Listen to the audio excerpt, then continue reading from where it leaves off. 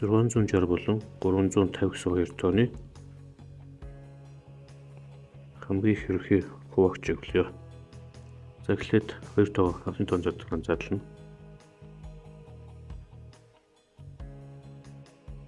Хоёр тоо бол 330 болно. Тэгээд хоёр тоо бол 165 болно. Одоо хоёр тоогдохгүй учраас 3 тоо нь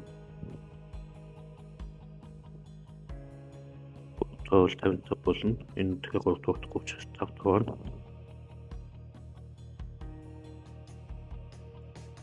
за юм бол. За 350 гэсэн тоогоо задлая.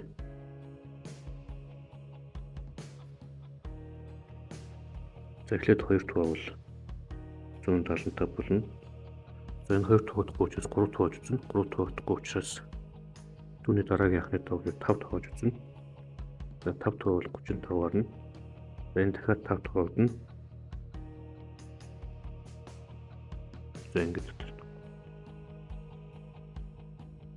Эндээс 660 гэдэг тоо бол 2-ын 2 зэргийн үржих нь 3, үржих нь 5, үржих нь 11 байна. Энэ 350 гэдэг тоонд болохоор 2-ыг үржих нь 5-ын 2 зэрэг, үржих нь 7 гэж байна. За хамгийн их ерөнхий хуваагчийг олохын тулд энэ хоёр задрагааны хоёуланд нь зэрэг орсон автонуудыг бага зэрэгтэйгээр нь авдаг. За хоёуланд нь зэрэг орсон хуваагч бол энд 2 байгаа учраас бид нэр 2-ыг хүчнэ.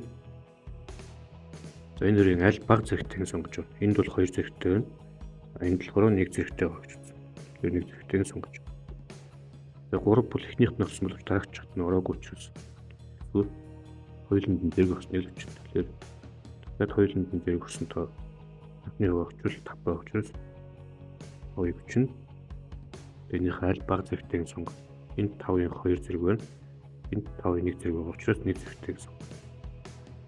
За ингээд хөвгцөн хоёр тооны хамгийн их ерөнхий хуваагч нь 10 гэсэн.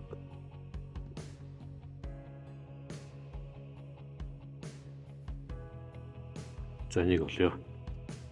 За мэдээж хэрэг хоёр тоогоо анхны тоон задлан задлана.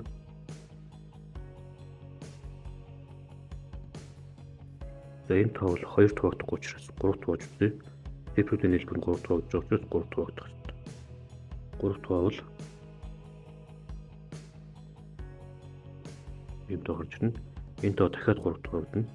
3 тоо бол ийм тоо гарч ирнэ. Одоо дахиад 3 тоогдно.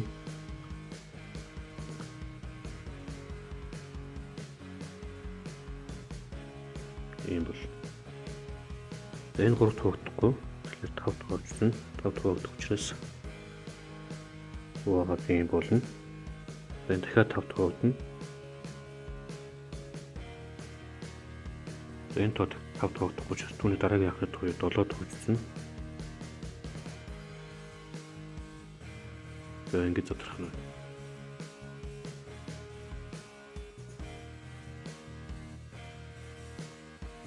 За энэ тоог задлж үзье.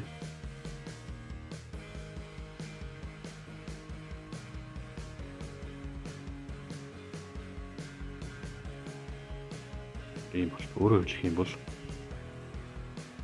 61425 гэдэг бол 3-ын 3 зэргийг үржих нь 5-ын 2 зэрэг, үржих нь 7, үржих нь 13 задрах нь байна. 97020 гэдэг тоо бол 2-ын 2 зэргийг үржих нь 3-ын 2 зэрэг, 5, 7-гийн 2 зэрэг 11 гэж задарна. Энэ хоёр тооны хамгийн их ерөнхий хуваагч гэдэг бол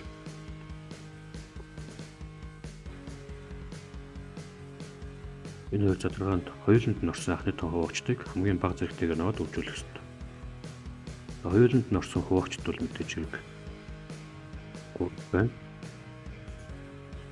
3-ыг очлоод за 3-ын 3 зэрэг болон 3-ын 2 зэрэг байгаа учраас бага зэрэгтэйг буюу 2 зэрэгтэйг сонгож байгаа. За дахиад 5 бол хоёуланд нь орсон байгаа учраас 5-ыг авчи.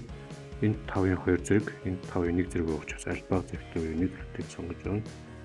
За мөн адилхан 7 гэсэн хуваагч хуулинд нөрсөн буучид 7 орчид баг зэрэгтэйг сонгож байна. За ингээд нэг үржүүлвэл 315 тоо орж байна. Энэ тоо бол өгцөн 2 тооны хамгийн их ерөнхий хуагч нь болно гэсэн үг.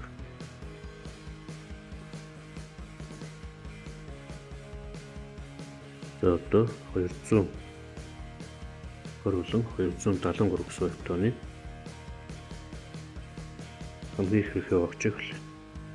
За энэ хоёр тоогоо анхны тоо задрагаан задлуул ийм бол.